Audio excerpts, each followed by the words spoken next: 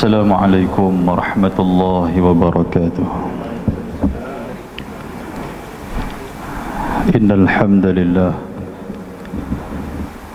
nahmaduhu wa nasta'inuhu wa nastahdihi wa nastaghfiruh wa na'udzu billahi min shururi anfusina wa min sayyiati a'malina. Man yahdihillahu fala mudilla lahu ومن يضلله فلا هادي له. أشهد أن لا إله إلا الله وحده لا شريك له وأشهد أن سيدنا محمدا عبده ورسوله. اللهم صل على سيدنا محمد وعلى آله وصحبه ومن تبعهم بإحسان إلى يوم الدين. أما بعد. أيها المؤمنون اتقوا الله أوصيكم وإياي بتقوى الله فقد فاز المتقون. Muslimin dan muslimat, tuan-tuan dan puan-puan yang dirahmati oleh Allah Subhanahu wa taala. Qala al-musannif rahimahullahu taala wa nafa'ana bi'ulumihi fid dharain amin. Kita menggunakan kitab Bahrul Mazi jilid 12. Bahrul Mazi jilid 12. Kita masuk dalam satu tajuk yang baru, bab majaa fil akli fi aniyatil kufar. Iaitulah satu bab yang telah datang ia pada menyatakan makan dalam bejana ataupun dalam bekas yang orang-orang kafir guna. Malam ni kita nak tengok satu tajuk yang tu. Kalau dalam kitab Jawi ni muka surat 180, dan tuan-tuan boleh tengok kalau kitab Rumi dia duduk dalam nombor 270. Nombor 270. Tajuk ni tuan-tuan disebut sebagai current issue. Dia ni merupakan isu semasa. Ramai di kalangan kita ni, termasuk dengan saya lah, mesti pernah makan di hotel. Yang mana hotel tu campur semua. Orang bukan Islam pun makan tang tu, kita pun makan tang tu. So bekas yang digunakan oleh mereka dan bekas yang digunakan untuk kita nak makan. Yang tu satu. Dan yang kedua, macam mana kalau bekas yang hotel tu cerita dia tak ada syariah compliant kan, dia tak ada sijil halal, cert halal itu dia tak ada, dan dia campur sekali. Yang kata pinggan masak yang tidak halal dengan masak yang halal dia masuk sekali. Kalau dalam halal jakim ni, kitchen di antara masak yang tidak halal dengan masak yang halal tu, yang tu dipisahkan, bekas tu dipisahkan. Hatta pinggan sekalipun, pegawai daripada halal jakim ni dia akan tengok sijil beli pinggan tu daripada mana. Dia nak tengok apa isi padu yang ada dalam pinggan itu, untuk dia nak buat satu piawaian halal. Sebab dia nak orang Islam ni kalau boleh makan yang halal, yang piau betul-betul, halalan tayyibah, bukan tekak ragu-ragu. Sebab Islam ni innal halala bayyin wal harama bayyin wa bainahuma umurun mushtabihat. Nabi kata halal itu benda jelas, haram itu juga jelas. Cuma di tengah-tengah antara jelas dan tidak jelas, yang tu disebut sebagai syubhah. Dan Nabi kata barang siapa yang meninggalkan benda syubhah, itu lebih baik. Nabi kata pasal apa? Pasal dia lebih dekat kepada kebenaran. Tinggal bang, halal tak halal tinggal bang. Baik, jadi tuan-tuan sekalian, kita nak tengok yang tu satu. Dan yang kedua, sagi dia akan main huraian demi huraian insya-Allah. Baik, dia kata bab yang telah datang ia pada menyatakan makan dalam bejana ataupun bekas orang-orang kafir. Ketahuilah kiranya ya saudaraku, bermula hukum makan dalam bejana orang-orang kafir itu dapat dilihat tafsilnya, iaitu secara terperinci pada beberapa masalah yang akan datang. Masalah ni dia takkan berhenti dekat sini, dia akan hurai lagi. sebab masalah makan. Pasal apa dia kehurai lagi tuan-tuan? Pasal kita makan tak berhenti. Kira makan ya, sagi makan. Ni dia nak main raya Cina, dia nak main cuti ni, duk atok dah kat bini kita. Hang tengok dalam TikTok, tengok mana kedai makan bagus-bagus kita pergi. Kira nak potong. Kan? Dia akan main lagi cerita tu. Maka di sini dia kata apa? Didatangkan hadis. Tu cantiknya. Dia bukan cerita saja, tapi dia buat main rujukan, iaitulah hadis Nabi SAW yang dikeluarkan oleh Abu Isa At-Tirmidzi. Siapa Abu Isa? Imam At-Tirmidzi. Dengan katanya an Abi Tha'labah Al-Khushanni radhiyallahu anhu qala su'ila Rasulullah sallallahu alaihi wasallam an quduril majus faqala anquha ghasla watbukhu fiha. Diriwayatkan daripada seorang sahabat bagi Nabi sallallahu alaihi wasallam, yang sahabat itu nama masyhurnya dipanggil dengan panggilan Abi Tha'labah Al-Khushanni radhiyallahu anhu. Katanya telah ditanya orang akan Rasulullah sallallahu alaihi wasallam daripada periuk-periuk orang-orang Majusi. Siapa orang Majusi ni tuan-tuan? Iaitulah orang kafir yang menyembah api. Di mana tempat Majusi ni? Dekat Iran no. Asal dia Iran yang kata orang Majusi ni. Baik, dia kata adakah boleh, ada orang tanya Nabi. Orang tanya Nabi mengenai periuk-periuk orang Majusi ni kan. Bukan Islam, dia duk masak ikut dan depa lah. Kan masakan-masakan apa semua tu yang tidak halal. Dia bertanya Nabi, adakah boleh digunakan dia buat memasak di dalamnya? Boleh tak boleh kita ambil bekas mereka ni untuk kita nak guna, untuk kita nak masak? Bila didengar, tuan-tuan tengok apa jawapan Nabi. Bila orang bertanya Nabi, ya Rasulullah, ni ada bekas orang Majusi ni, kami nak guna, kami orang Islam, kami nak guna, boleh tak boleh nak guna, nak masak apa semua, nak letak makanan apa semua ni? Bila didengar, Nabi akan pertanyaan sahabatnya yang demikian itu. Maka lalu dijawab oleh Nabi SAW, maka sabdanya, bersihkan oleh sekalian kamu akan dia dengan dibasuh. Nabi kata.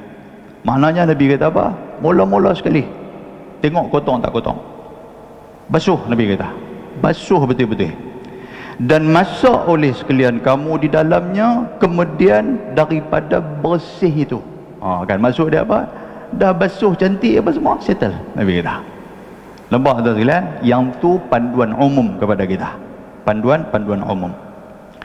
Dalam mazhab kita, berdasarkan kepada hadis ni. Mazhab Syafi'i dia kata apa? Dia kata, walaupun hadis ni umum, tetapi kepada perkara-perkara yang tidak melibatkan najis mughallazah. Najis ada berapa tuan-tuan? Dia ada 3. Ingat balik, waktu kita mengaji sekolah dulu ni. Kan? Yang pertama najis apa? Mukhaffafah. Mukhaffafah ni asal pada perkataan khafif. Najis ringan. Siapa najis ringan ni? Najis ringan kanak-kanak lelaki yang air kencing kanak-kanak lelaki yang berumur sebelum daripada 2 tahun, yang hanya minum susu ibunya saja. Lah ni tuan-tuan sekalian, anak kita umur 2 tahun minum susu mak dia saja kah? Segala hotdog, makdog semua masuk, segala nugget apa bagai, maka air kencingnya tidak dikira sebagai mukhaffafah. Yang kedua, mutawassitah. Wasit. Tuan-tuan orang Indonesia, tuan-tuan tahu wasit mana apa? Maknanya pengadil, betul tak? Mutawassit bermakna mu'tadil. Mu'tadil ni apa? Yang di antara najis mughallazah dan juga najis mukhaffafah. Dia duduk tengah-tengah. Dia bukan najis mukhaffafah, dia bukan najis mughallazah. Maka dia disebut sebagai mutawassit ataupun mutawassitah. Yang najis mutawassitah ni macam mana cara kita nak troubleshoot dia, nak cuci macam mana? Menggunakan air mutlak. Najis kita mutawassitah. Kan? Najis cicak itu mutawassitah. Lepas tu tuan-tuan pun tahu yang kata najis macam-macam lah. Najis mughallazah ni apa? Iaitulah najis yang datang daripada anjing dan balik bayar. Yang tu sebab budak-budak tu ada sebut yang tu tak apa nak cantik kan, daripada khinzir, sebut lagi lebih nampak mulia sikit kan. Sama aja benda tu. Bukan takat najis dia pun najis. Boleh faham tuan sekalian? Dia pun najis, dengan kulit dia, dengan bulu dia, dengan apa semua disebut sebagai najis mughallazah. Kalau terkena dekat kita, macam mana kita nak settle benda tu? Dalam hadis Nabi sallallahu alaihi wasallam disebut apa? Nabi kata kalau terkena najis ni, idza walagal kalb, apabila terkena air liur anjing, yang tu benda tu dikiaskan kepada umum. Bila kena macam tu, faghsilhu, kenalah kita basuh berapa kali? 7 marat, 7 kali. Ulahunna biturab, dalam 7 kali tu hendaklah kita memasukkan salah satu daripada basuhan itu dengan turab. Turab ni maksud apa? Tanah. Settle yang tu lah. Baik, ingat. Jadi dalam bab ni, dalam mazhab Syafi'i kata apa? Andainya bekas yang digunakan oleh Majusi itu kita nampak, cerita dia kita nampak, ataupun orang bukan Islam kita tahu, ataupun kita nampak, memang mereka duk guna untuk nak masak benda-benda yang mughallazah kan. Kita pipi tengok-tengok, Allah bagus punya, dia duduk potong apa semua, dia letak dalam bekas lah apa. Lepas tu dia bagi kat kita pula, dia cuci-cuci, nah dia kata ni bersih punya pinggan, dia kata ambil makan-makan, dia kata jangan duk fikir punya. Kita nak fikir macam mana, kita tengok pun dah dia ada pegang benda tu apa semua tu. Kalau macam tu, maka bekas yang kita nak makan tu, kalaulah waktu tu kita dan pergi cari tanah lah apa semua, kita kena sertu benda tu. Maknanya kena cuci dengan cara menyucikan najis mughallazah. Tapi kalau benda tu tak nampak, kita duk dengar cerita orang ya, orang kata hampirlah tahun tu hang tahu dah, dia masak, dia bawa mai satu besar punya khinzir nu, diimport daripada China punya bawa mai pinggan-pinggan ni lah. Dia kata aku tak pernah nampak pun. Dia kata hang yang buat aku tua, dia kata. Kita tanya dia, hang pernah nampak dah? Aku tak nampak, orang cerita kat aku. Dia kata, hang pun sama ya, lebih kurang. Kalau macam tu umum kepada hadis, dia kata apa? Basuh saja. Boleh faham tuan sekalian? Dan itu lebih dekat dengan cara kita hari ini. Okey? Baik, muslimin dan muslimat yang dirahmati Allah, mari kita tengok. Maka kata Abi Sa'labah, dia kata apa lagi tuan-tuan sekalian? Dia kata Abi Sa'labah, wa naha an kulli sab' zina, dan ditegah Nabi SAW daripada makan tiap-tiap binatang buas yang bertaring. Okey? Itu selesai hadis itu kan. Kata Abu Isa At-Tirmidzi, bermula ini hadis yang masyhur. So hadis Nabi kita dah pegang dah satu apa tuan-tuan sekalian. Kalau kita nak pergi makan bekas orang yang bukan Islam apa semua, tuan-tuan, hari ni kita duduk dalam masyarakat majmuk. Satu. Yang kedua apa tuan-tuan, kita ni alhamdulillah, mungkin ada di kalangan kita yang jelek-jelek mata ni, dia ni satu bukan orang Melayu, yang kedua dia dilahirkan dalam bukan agama Islam. Allah, tiba-tiba bila dia masuk Islam pula tuan-tuan, dia nak pergi ziarah mak pak dia yang tidak Islam tu. Bila ziarah mak pak dia yang tidak Islam tu, mak pak ni, you sudah balik, main-main duk makan apa semua, kita pun duk tahu pinggan ni, nampak dia jadi macam tu. So macam mana kalau dia ketahui tak boleh mak macam ni, lawan macam tu pula, mak dia kata you masuk Islam lagi susah daripada you tak masuk. Jadi macam tu. So kita ambil umum hadis cerita apa tuan-tuan sekalian, dia bagi kat kita cuci bagi elok apa semua, cukup dengan kita makan untuk nak meraihkan dia, dan seterusnya benda ni sebagai dakwah untuk kita nak tarik dia, yang dia pun akan ikut Islam sekali dengan kita.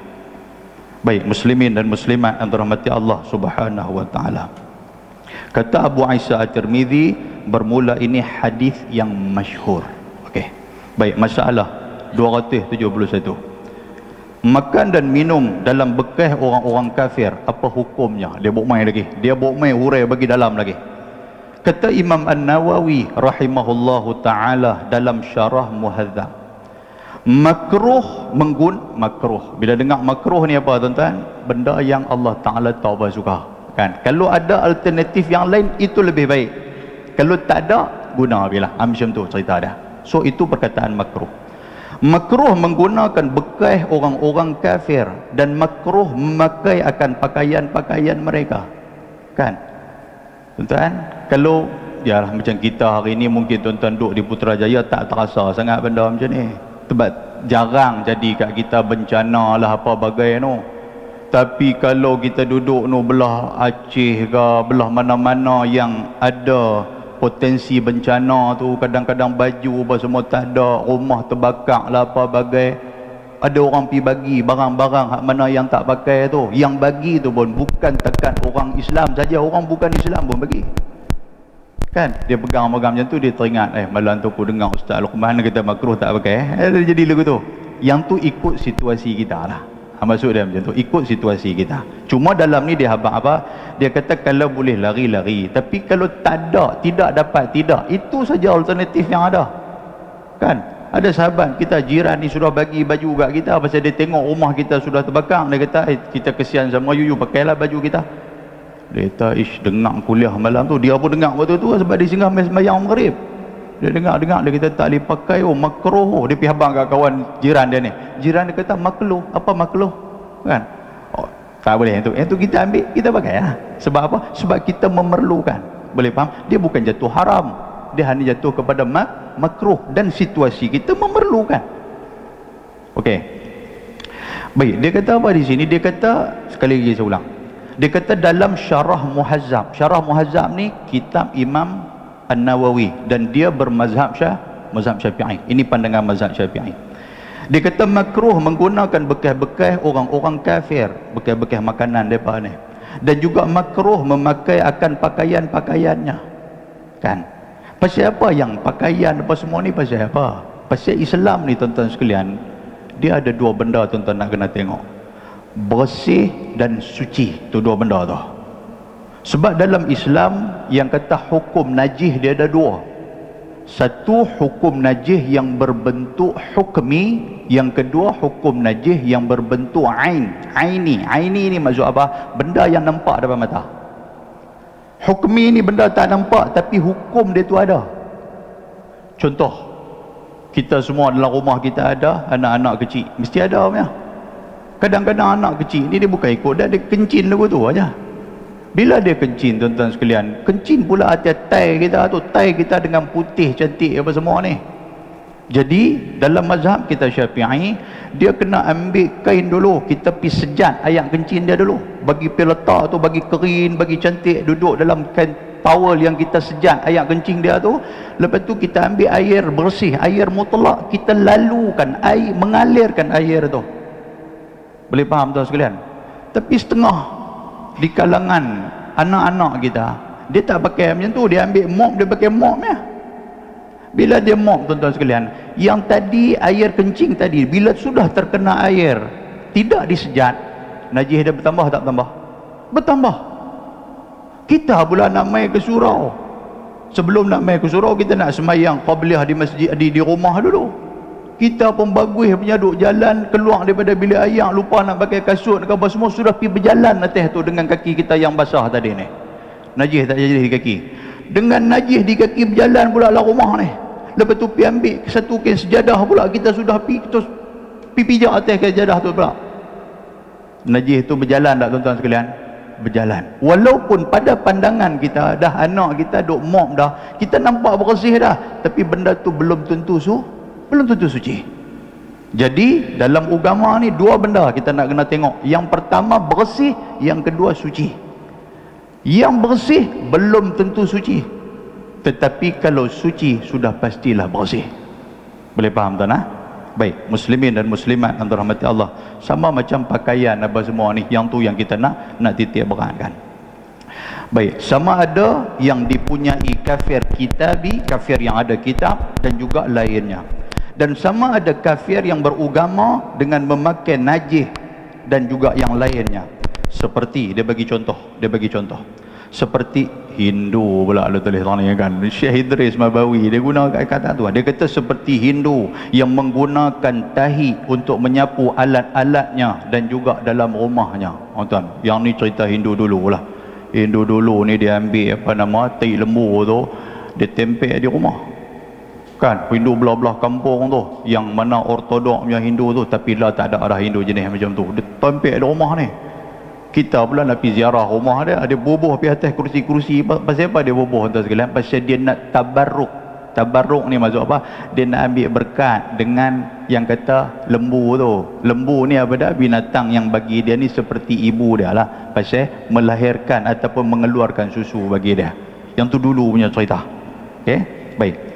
Dia kata bermula dalil yang menunjukkan atas makruh memakainya itu ialah sebagaimana hadis yang dikeluarkan oleh Abu Aisyah At-Tirmidzi dengan katanya, tuan-tuan, pakai boleh pakai tak boleh pakai? Boleh, cuma makruh saja, yang tu aja. Kena pakai silakan. Kata an Abi Tha'labah Al-Khushani annahu qala ya Rasulullah inna bi ardi ahli al-kitab fanatbukhu fi qudurihim wa nashrabu fi aniyatihim. Diriwayatkan daripada seorang sahabat bagi Nabi SAW, nama dia Abi Tha'labah Al-Khushani radhiyallahu anhu, bahwasanya berkata ia kepada Rasulullah SAW, ya Rasulullah, sesungguhnya kami itu tinggal bersekampung dan bersatu tempat duduk dengan bumi ahli kitab, yakni Yahudi dan juga Nasrani. Masyarakat majmuk lah, masyarakat majmuk nak cerita ni. Apabila kami mau bertanak ni masak nasi, apabila kami mau bertanak nasi dan bermasak-masak, maka kami masak di dalam periuk mereka itu. Kan kadang-kadang kami nak masak apa semua ni tak cukup barang, jadi kami pinjamlah daripada Yahudi, pinjam daripada Nasrani ni untuk kami nak masak ni. Dan apabila kami mau minum, bila nak minum, maka di dalam bekas mereka itu, maksud dia apa? Kami guna bekas-bekas mereka ni. Dan nampak tak zaman Nabi tu? Kalau zaman kita lah macam mana tuan-tuan? Kadang-kadang kita duduk di tempat kerja yang ada kawan-kawan non-Muslim. Kan ada kawan-kawan menggunakan bekas yang sama ya. Kan menggunakan bekas yang sama. So kita nak buat macam mana? Kita takkan kita nak pisahkan, yang tu Muslim punya, yang ni kita punya. Tak, kita nak buat macam tu. Dia duduk satu pantry dengan kita, dia pun nak minum air, guna air kowe serupa dengan kita juga, tapi bekas dia tu. Jadi bila dia dah basuh cantik, kita nak pergi guna hak tu pula. Yang tu macam mana cerita dia tu? Maka pada halnya periuk mereka itu buat tempat masak balik bayar. Dia tulis tu. Nampak tu sekalian? Padahal kami tahu kata tempat masak mereka tu memang mereka guna masak yang tu ya. Yang kata golongan Yahudi, yang kata golongan Nasrani, tak kira lah ada kitab tak ada kitab, mereka ni dengan benda tu ya. Jadi dia buat macam mana ni? Kan mereka sudah terkepit. Dan bekas minum mereka itu iaitu bekas minum arak mereka itu. Maksud dia apa? Dia pengguna ni tempat minum gelas apa semua ni bubuk arak. Jadi kami duk nak pinjam ni macam mana? Ada di kalangan kami dah guna dah. Jadi macam mana yang kata dalam Islam ni? Boleh tak boleh? Maka tentulah najis periuk dan bekas-bekas mereka itu ya Rasulullah. Dia sudah habaq. Dia sudah kata najis lah benda tu. Macam mana Rasulullah? Tolong cerita saya. Maka bagaimana kami buat pada masa kami berkehendak? Kalau kami nak guna ni, kami nak buat macam mana ya Rasulullah? Takkan kami nak ambil itu, kami nak kena sertu pula lah, nak kena bubuh dengan ayam apa semua ni. Sekali dia kata apa pula? Sebab bekas ni bukan bekas kami, bekas ni kami pinjam. Baik, bila didengar oleh Nabi SAW pertanyaan itu, nampak tak macam mana Nabi nak jawab ni? Maka dijawabnya dan diberinya hukum. Nabi ni kalau dia bercakap, dia bagi hukum. Faqala Rasulullah sallallahu alaihi wasallam, illam tajidu ghairaha farhaduha bil ma. Maka sabda Nabi sallallahu alaihi wasallam, Nabi kata apa? Nabi kata pada satu riwayat, jangan sekalian kamu makan dan minum di dalam bekas mereka itu, melainkan jika tiada mendapat sekalian kamu daripadanya. Maksud dia apa? Kalau tak boleh, maknanya jangan guna yang tu aja. Kalau ada bekas yang lain, Nabi kata. Tapi kalau tak ada bekas lain, baik. Kalau tak ada, macam mana cerita dia? Ni gelas ada satu, tuan-tuan, kawan tu pun guna, kawan ni pun guna, kita pun dah harga tak sangka dah. Kan? Takkan kita nak pergi tahan tangan dekat ayak kuku tu nak minum. Dia jadi tahu apa nak praktikal pula. So kita nak buat macam mana? Kalau ikut hadis Nabi, Nabi kata ada, tak ada bekas lain. Kalau ada, gunalah, Nabi kata. Kan? Baik. Kalau tak ada macam mana? Maka apabila tiada dapat yang lain daripadanya, maka ambil dan basuh oleh sekian kamu dengan air yang bersih, kemudian pakaikan akan dia, kerana sudah kamu basuh dengan cucinya. Habis. Tuan-tuan nampak tak? Murninya sahabat yang kata hadis Nabi SAW ni. Kalau ada hak lain, lebih baik ambil hak lain. Pasal apa tuan-tuan? Kadang-kadang kita ni yang kata orang Islam ni, dia main juga di hati ni, dia main berasa, ragu-ragu tu dia ada kadang-kadang. Tak sekalian. Kita duk tengok kawan kita duk pegang dengan berminyak apa semua, kita duk fikir minyak apa dia ni. Kan? Lah ni tuan-tuan sekalian, contoh macam handphone lah, macam handphone. Lah ni alhamdulillah lah dekat Putrajaya ni banyak kedai-kedai handphone orang kita. Kan? No, kita pergi negeri-negeri hak majoriti kedai-kedai handphone ni bukan orang kita. Kita handphone rosak, Nabi tunjuk dekat dia. Dia kata tak apa, you pi tu satgi 20 minit ke you main. Kita pun tak apalah, pi lah. Pi mana hala apa semua satgi 20 minit kita main. Bila kita main tu kita tengok dia duk setting handphone kita sambil mulut duk pegang tulang apa duk tokak duk. Kita kata, "Oi, buat apa tu?" Dia kata. Buat apa ni, kita tengok telefon you lah. Tak tu yang pegang tu apa? Oi, dia kata you tara boleh makan. Allahu Akbar, tara boleh makan. Agak-agak kita nak buat macam mana? Jumpa ustaz kata, "Oi, tak boleh kena sama dengan ayang apa nama ayang buah dengan ayang." Takkan handphone kita nak bubuh dengan ayang tanah tu, dengan handphone tu pas ke tanah lepas tu. Tuan-tuan nampak tak? Allahu Akbar. Jadi yang tu cerita bab tu lah. Kalau yang kata ekonomi ni dipegang orang Islam, selesai kita. Boleh faham tak sekalian? Baik. Jadi soal bekas ni, Nabi SAW sebut apa? Nabi kata kalau nampak depan mata kita apa semua, yang tu kena tinggal. Tapi kalau tak nampak benda tu, cuci. Jangan duk fikir apa dah. Jangan duk fikir cuci bagi cantik. Kalau tak ada bekas lain kamu nak minum, nak makan, pakai hak tu cuci bagi cantik, silakan guna. Kan? Tawakkaltu ala Allah. Selesai. Boleh nak? Maka jadilah hadis ini menunjukkan makruh makan dan juga minum di dalam bekas orang-orang kafir itu. Cuma benda tu makruh sajalah. Dia jatuh makruh. Baik, selesai. 272. Memakan periuk belanga orang-orang kafir. Dia main cerita lain pula. Memakan periuk belanga orang-orang kafir dan memakai bekas makan minumnya. Diulang sekali lagi. Soalnya dia kata memakai periuk belanga dan bekas makan minum orang kafir itu ada padanya tafsil, ada secara terperinci, iaitu jika periuk belanga dan bekas makanan minumnya itu tidak ditanaknya dan juga tidak dimasaknya dan buat bekas barang yang najis-najis, maka makruh memakainya sebelum dibasuh. Tuan nampak tak? Maksud dia apa tuan-tuan sekalian? Kalau dia menggunakan najis, bekas-bekas tu, kita pergi pakai bekas tu tanpa kita basuh dulu, maka amalan itu adalah makruh. Kalau kita basuh dulu, alhamdulillah, selesai. Boleh nak? Kita pergi ambil satu bekas. Kan? Kita pun tak tahu dia duk masak najis ke apa ke, kita tengok macam najis apa semua ni, kita pun pakai terus saja. Tak basuh langsung. Kira pakai duk lap lagu tu ya tuan-tuan sekalian. Kan? Maka itu adalah makruh. So, apa kita nak buat? Basuh dulu. Yang penting basuh dulu. Bila dah basuh apa semua, selesai. Alhamdulillah. Itu agama ajar kat kita. Dan panduan Nabi SAW. Dan jikalau sudah dibasuh, Nabi kata apa? Jikalau sudah dibasuh, bila kita ambil kita basuh, maka tiada makruh pada memakainya kerana sucinya. Selesailah. Kan? Bila dah basuh apa semua ni, jangan duduk ada ragu-ragu lagi. Silakan. Tuan-tuan, kita baca malam ni, tuan-tuan dengar macam boleh duk angguk. Tapi bila jadi situasi macam tu, dia kata apa? Dia kata zaman lah, dia kata tu selalu pakai terus ya. Dia kata aku lapang pun tak apa. Dia kata. Kan kita fikir macam tu, baguslah kalau tuan-tuan ada semangat mati syahid macam tu. Masya Allah, dia orang tak mati syahid ni, dia duk lapang tak sangka lah ni, tapi duk fikir bekal, fikir nasi, fikir nasi, aku mana aku nak buat ni. Tak apa, hak Ustaz Luqman tu tak tepi sat, janji perut aku kenyang. Kan? Kadang-kadang macam tu, tuan sekalian. Jadi Islam ni dia meraihkan semua cerita dia. Bila ada masalah, dia troubleshootkan benda tu. Kan? Baik. Boleh faham tuan sekalian? Kita malam ni kita bagi lagu ni, tuan-tuan duk angguk lah bila kena sudah situasi kat kita tu, Allahu Akbar, nak buat macam mana? Atau hari tu ustaz kata macam mana? Allah langgang bila.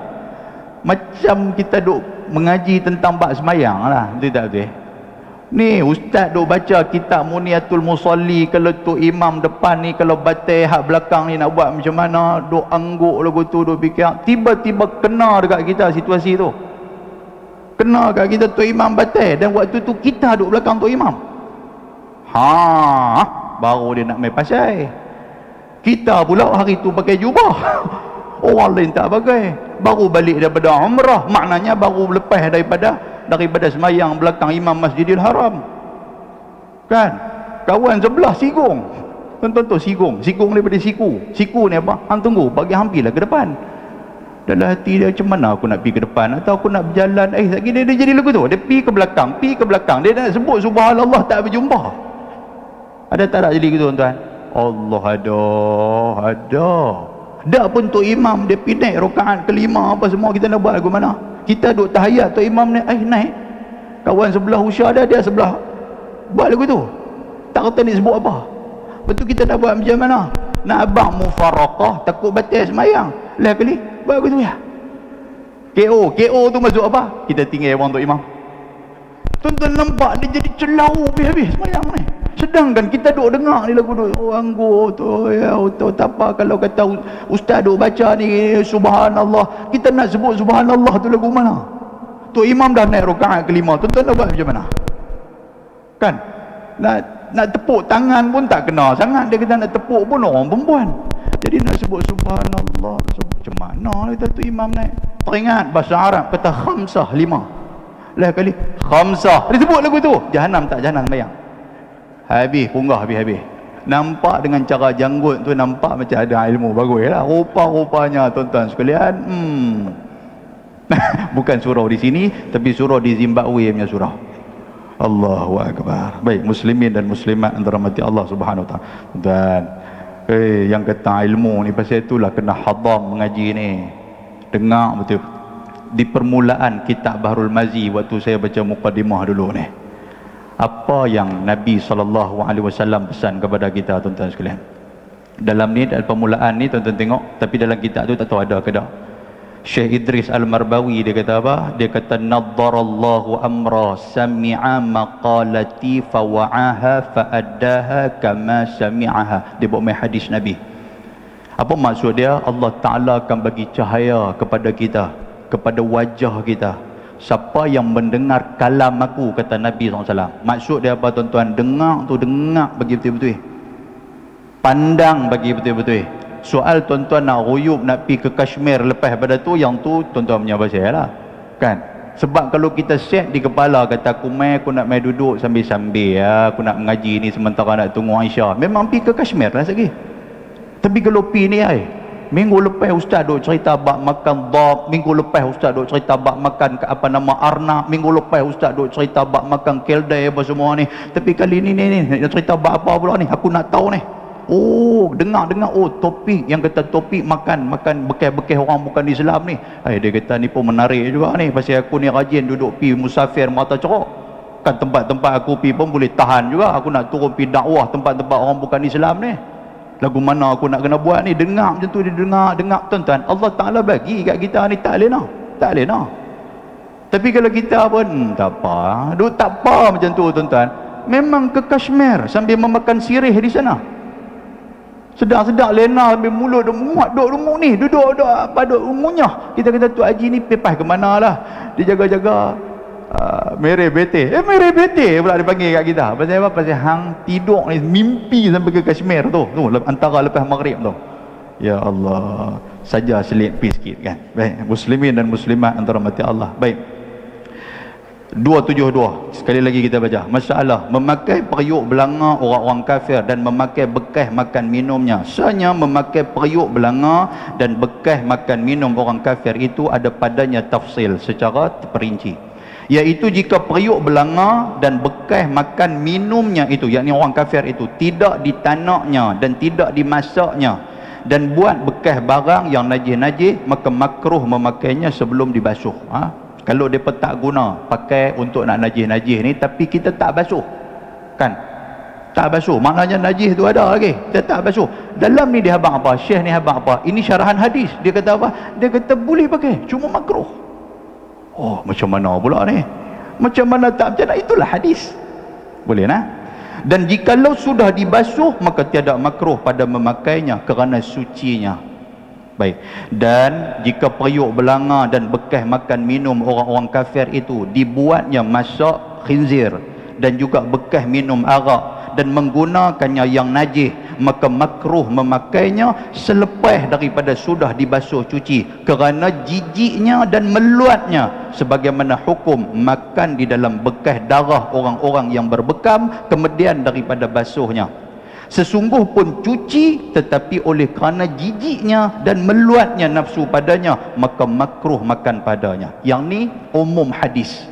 Umum hadis dia tak kira tuan-tuan sekalian mai pilah bekas apa nama khinzir ke apa-apa semua ni. Umum hadis satu ni dia kata apa? Dia kata basuh macam biasa cukup.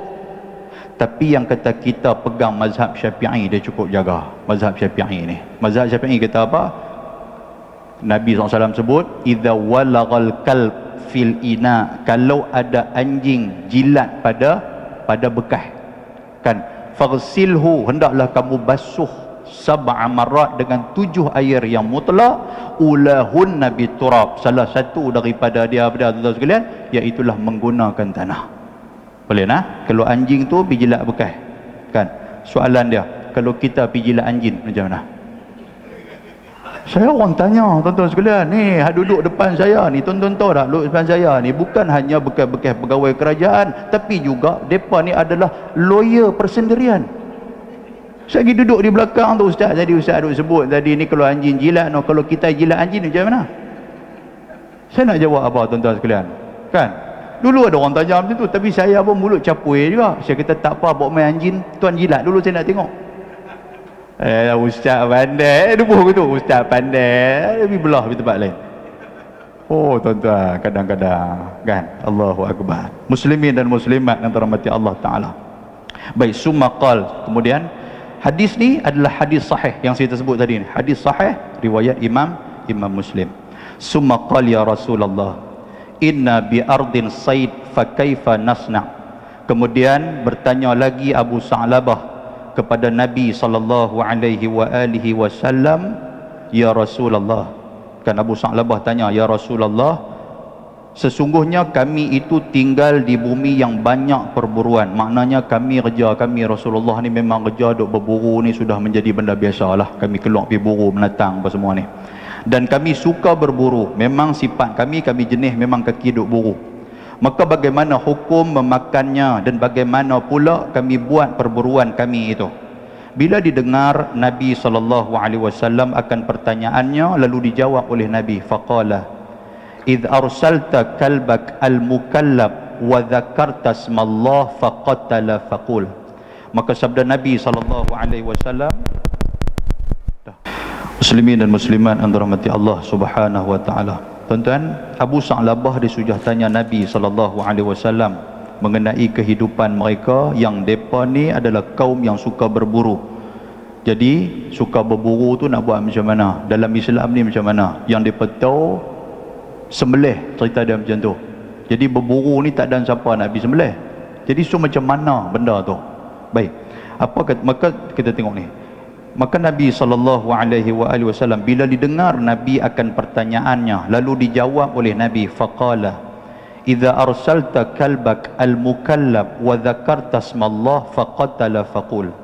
Maka sabda Nabi SAW, apabila telah engkau lepaskan anjing kamu yang terpelajar. Syarat dia apa tuan-tuan? Kalau ada anjing, tak kisahlah kalau tuan-tuan ada bela anjing untuk nak berburu, tuan-tuan bela rimau untuk nak berburu, tuan-tuan bela apa lagi, musang ke apakah kan, yang tu jenis-jenis macam ni kan, boleh. Dia kata tapi dengan syarat muallam ataupun anjing yang mukallab, yang terpelajar. Terpelajar ni maksud apa tuan-tuan? Maksud dia kita suruh baru dia pergi. Kalau kita tak suruh dia pergi tangkap tuan-tuan sekalian, yang tu disebut sebagai najis. Pasal apa? Pasal dia duk ingat makanan dia. Boleh faham? Yang ni kita suruh pi, dia tengok kita, dia duk buat keluar lidah gitu kan, pi ambil tu, dia buat geleng gitu pula. Lah kali dia pula duk sahut, kita suruh kita pula pi jadi anjing kat dia pula. Tapi dia pun garu kepala, siapa anjing siapa tuan ni kan, saja cerita. Oh, dia kira nak main cerita tuan, tapi masa kita ni tak seronok kan. Baru ni apa cerita tentang benda syirik. Inilah saja pergi cerita lah benda syirik. Sahabat saya buat cerita, kan dia kata perangai orang tua dulu ni kalau nak pergi minang anak darah orang apa semua ni, bila naik kereta tu kalau boleh ataupun nak pergi musafir mana-mana tengah duk bawa kereta, jangan bagi bewak lintas. Tuan-tuan dengar bewak ni kan, tiba-tiba satu hari pipi bewak tu tak lintas, bewak tu nampak dia, bewak tu patah balik kan. Jadi bini dia sudah kata kat dia, lah ni siapa bewak kita ke dia? Bini dia kata begitu kan, pasal bewak tu tengok kita, mungkin bewak tu berkata ni aku nak keluar, tiba-tiba manusia lalu, aku telah mensyirikkan Allah, bewak tu pula sudah mensyirikkan Allah kan. Jadi kalau kita duk fikir sopan dengan bewak, kita bewak yang tu je cerita dia tu. Ya Allah, manalah kita, biarlah kita nak lintas pergi tuan-tuan, kita nak pergi mana-mana, tiba-tiba bewak nak lintas, biar pergi kat dia lah. Mungkin dia nak pergi makan nasi rumah sepupu dia, yang kita nak kacau pasal apa? Kita tengok dia break tuan-tuan sekalian ni, sampai bini ketawa, bang pasal apa? Dia kata hang gila kot, bewak lalu lah. Oi tak boleh, patah balik. Sagi kita gagah pi juga, sagi apa benda nak jadi. Tuan-tuan, kalau bini dia ada malam ni, abang kata wahai abang bewak, kata dia kata, kita jalan sudahlah tu, suruh jadi bewak. Oh karut tuan-tuan, benda syirik ni ya Allah. Muslimin dan muslimat dirahmati Allah. Baik, anjing ni dia kata apa? Anjing yang terpelajar dan sudah pandai berburu. Maknanya kita suruh tu, dia tahu dah untuk dia nak gigit siapa-siapa. Dan juga iaitu apabila kamu suruhkan memburu ia, dan apabila panggil datang ia, dan engkau sebut nama Allah, yakni mengucap bismillah kerana sunatnya, maka anjing itu pun memburu lalu mati dibunuhnya. Maka makanlah perburuan yang dibunuhnya itu, kerana anjing yang pandai berburu itu, apabila ia membunuh perburuan dengan suruh kamu, maka jadilah ia menempati pisau yang membunuhnya. Ya, anjing tu dikiaskan kepada pisau. Boleh faham tuan-tuan sekalian? Syarat dia apa? Bismillah kita dulu. Bismillah kita lepas pergi. Dia apa liga-liga pop pi tokak tuan-tuan, dia bawa main kat kita. Kan dia bawa main kat kita. Walaupun dah mati dah, kita boleh, orang kata boleh makan, alhamdulillah, tak ada masalah. Tapi tengok juga apa yang dia bawa main. Kalau dia bawa main tu imam, jangan makan tu imam. Kan? Yang ni pun nak kena pesan juga. Aduh saya kacau betul. Orang ni loya buruk ni banyak. Kan? Dia pula tahu kata kita suka joke dalam kuliah kita. Allah dia cucuk kita tu, letak ustaz nak tanya apa hukum kalau anjing tadi pergi lepas apa semua, tiba-tiba dia bawa main tu imam ustaz. Kita boleh makan tak tu imam tu? Mampu Allah karut tu. Baik, hadis Nabi kata apa? Wa in kana ghaira mukallab fadhukiya faqul. Dan jika ada anjing yang engkau lepaskan memburu itu anjing yang tiada berpelajaran, hanya dihambatnya dengan suruh kamu, dan apabila dapat kepadanya lalu dimakannya, maka tidaklah boleh kamu makan binatang perburuan yang dibunuhnya itu. Syarat dia anjing tu mesti yang muallam, mesti yang pandai tuan-tuan sekalian. Ni dia duk ligan tu tak boleh.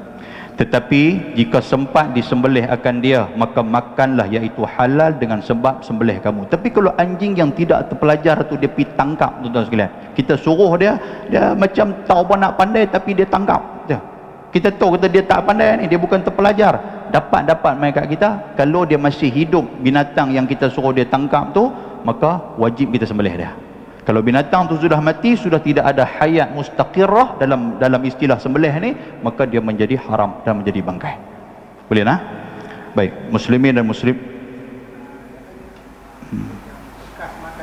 Okey. Kalau tempat panaskan makanan tu macam microwave ke, campur dengan sebelum tu panaskan. Okey, uap dia tu lah kot, no? Ada campur tu kan. Yang tu tak ada masalah. Tak ada masalah. Dia cerita dia bab tu yang orang kata apa, makanan yang berjisim, yang tu lah, yang kata bekas-bekas makanan yang ada ain dia tu. Kalau daripada segi uap dia apa semua tu, kalau ikut pandangan majoriti ulama tak ada masalah. Okey, walaupun bercampur tidak ada masalah. Cuma jangan ada orang kata apa najis dia lah, yang melekat-lekat ke tepi-tepi tanur ataupun tepi-tepi dinding dia apa semua tu, sebab dikhawatiri benda tu jatuh dalam makanan yang kita cuba nak panaskan. Jadi dia bergui tu, bila dah bergaul antara halal dengan haram, maka dia menjadi haram. Okey, baik. Muslimin dan muslimat yang dirahmati Allah. Baik, kemudian sikit lagi nak habis. Kemudian bersabda Nabi Muhammad sallallahu alaihi wasallam, wa idza ramaita bisahmik. Yang ni hak jenis kaki penembak punya orang ni. Kan dia tak pakai anjing apa semua, dia tak pakai, tapi dia penembak punya. Nabi kata, wa idza ramaita bisahmik wa dzakarta smallah faqatala faqul. Apabila engkau memanah tu dikiaskan kepada menembak. Boleh faham tuan sekalian, hak kaki tembak apa semua ni. Apabila engkau memanah dengan anak panah engkau, yakni engkau lepaskan anak panah kamu daripada busurnya, serta engkau mengucap bismillah. Syarat dia apa tuan-tuan? Bismillah tu kena ada. Kan? Kalau sembelihan biasa, maknanya al-maqduru alaih, yang tuan-tuan duk buat ni nak buat sembelih ni lepas raya apa semua ni, yang tu kita tak baca bismillah. Dalam mazhab Syafi'i, dia kata tak ada masalah seandainya penyembelih itu adalah orang Islam. Sebab dekat kita dah ada bismillah dah. Tapi kalau dalam mazhab Hambali dan mazhab Maliki, wajib baca bismillah. Boleh faham tuan sekalian? Baik. Satu. Dan bismillah tu pula, ada lagi rungkaian daripada mazhab Syafi'i ni. Bismillah tu pula, takat bismillah sudah. Tak payah kita pergi tambah Ar-Rahman Ar-Rahim. Pasal apa Ar-Rahman Ar-Rahim tak perlu tambah? Kerana Ar-Rahman Ar-Rahim tu bersifat pengasih, sedangkan kita nak menyembelih. Boleh faham tuan sekalian? Nabi SAW sendiri pun, Nabi tidak membaca Ar-Rahman Ar-Rahim. Nabi Nabi pegang pisau, Nabi nak sembelih kambing, Nabi baca apa? Bismillahi Allahu Akbar. Ada hadis yang lain kata apa? Allahumma, Nabi tambah, Allahumma taqabbal min Muhammad wa ali Muhammad wa min ummatin Muhammadin sallallahu alaihi wasallam. Boleh tuan? Tentu kalau baca bismillahirrahmanirrahim boleh, bukan tak boleh. Cuma ada ulama yang tak apa suka. Pasal perkataan bismillahirrahmanirrahim ni untuk benda yang orang kata apa, yang lembut-lembut. Sedangkan kita nak sembelih tu kita kena kerai. Sebab tu dalam surah At-Taubah tidak diletakkan Bismillahirrahmanirrahim. Pasal apa? Pasal cerita At-Taubah itu menceritakan tentang peperangan. Kan? Surah At-Taubah itu menceritakan tentang peperangan. Baik. Muslimin dan muslimat yang dirahmati Allah. Sikit gitu kan. Nabi dah 23 ni je. Dan apabila engkau memanah panah engkau, yang ni engkau lepaskan anak panah kamu daripada busurnya, serta engkau mengucap bismillah, maka lalu anak panah itu datang mengenai perburuan sampai dibunuhnya, maka makanlah oleh kamu akan dagingnya. Dan jikalau tidak kamu sembelih sekalipun, kerana anak panah yang kamu lepaskan mengenai perburuan tadi menepati adalah pisau yang menyembelihnya. Maksud dia anak panah tu ataupun senapang tu sudah memadai menggantikan pisau untuk nak sembelih. Last sekali saya nak maklumkan kepada tuan-tuan sekalian, bab anjing tadi ni nak bagi clear betul-betul. Bila kita dah bawa anjing kita pegang mazhab Syafi'i, anjing kita sudah pergi tokak, memang mati selesai. Tapi kita tuan-tuan sekalian kena membasuh seperti mana yang diajarkan oleh Nabi SAW. Tempat dia kena gigit tu, tempat itulah kita basuh 7 kali. Salah satu dia adalah daripada air tanah. Itu ihtiyat, itu langkah berjaga-jaga yang disebutkan oleh Imam Syafi'i rahimahullahu ta'ala. Baik, kita berhenti dekat tu. Lepas daripada ni tuan-tuan sekalian, saja saya gazet kepada tuan-tuan, dia akan main pula satu tajuk macam mana tikuih ni dia masuk Olimpik, tapi sayangnya dia terjun dalam periuk kita. Dia tak terjun dalam kolam kan, dia tak terjun. Macam mana tikuih terjun dalam minyak dan dia mati dalam tu kan. Tuan-tuan ni tempat belakang kita store punya ada ni, bulan puasa ni dia main, kita beli punya banyak. Tikuih pula ada harga pula, sebab tikuih pun dia pun puasa rupa kita ya. Jadi dia tengok, dia kata ayak teh, dia duk ingat ayak teh, dia terjun tuan-tuan, rupanya berenang dalam minyak. Berenang dia pun sudah kerai. Kita pula petang tu kita nak masak, tengok Allah, cik T tu ada dalam ni ke kan. So kita nak buat macam mana? Kita nak lempak buang minyak satu tong tu ke, ataupun kita nak buang dia saja ke, ataupun macam mana, ataupun kita nak goreng selingan dia kan, bila lagi kita nak makan. Contoh dia ada huraian dia main cerita kat kita ni. Okey, lepas tu pula dia main cerita kat kita pula tuan-tuan sekalian, yang kata burung. Tuan-tuan, burung memang tu ada, betul tak? Kita dah buat gulai sikit punya bagui, tiba-tiba burung layang-layang terbang melayang dia pun. Macam mana dia main silat landing, pum, pergi landing dalam gulai kita Kan kita pun tengok sama-sama tukang masak, kejit mata dia, kita pejam mata sudahlah. Kan orang mai tanya kita masak apa hari ni, kita hari ni kita masak kambing kurma. Kambing kurma apa siapa? Ada bulu je dah. Rupanya kita sudah makan bulu burung kurma. Tidak disembelih sebab burung tu dia landing bagus memang. Kita nak buat macam mana tuan sekalian? Oh, kacau benda ni. Lepas tu pula semut ataupun lalat masuk dalam tu. Semut lalat masuk. Kan? Selalunya kita buat macam mana? Allah ambil apalah sangat, semut dengan lalat buang macam tu sudah. Kita duk ingat macam tu. Ni hak pakat makan ni. Pasal tu pakat duk lupa habis-habis. Betul tak habis tuan sekalian? Kata pasal apa? Aku lepas buka puasa aku jadi lupa. Lupa pasal apa bang? Aku pergi balik rumah bini lain dia tak. Atuh, gelak sakanlah. Hei, karut sungguh. Orang perempuan dia marah kat saya. Saya tahu jangan duk main dah kuliah ustaz tu lepas ni. Allahu akbar. Baik.